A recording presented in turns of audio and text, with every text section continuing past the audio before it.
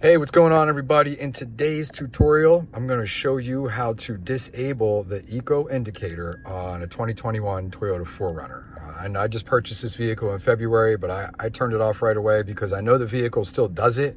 It still does the eco thing. I just don't need to be reminded of when it happens, all right?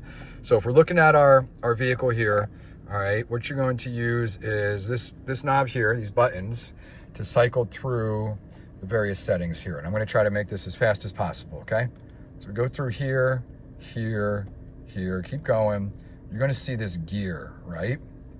All right, what you want to do, as you can see, you can scroll through LDA, PCS, vehicle settings, go to your meter settings, all right?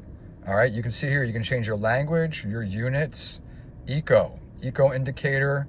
If you push this button here, on, push it again, it's off, and that's it. You can push the back thing here, the back button, that'll take you back, and then you just go back to whatever you want to have it set on here, all right? So I hope this video helped. Like and subscribe for more videos like this. I'll be doing more 4Runner stuff in the near future. Thanks for watching. Take it easy.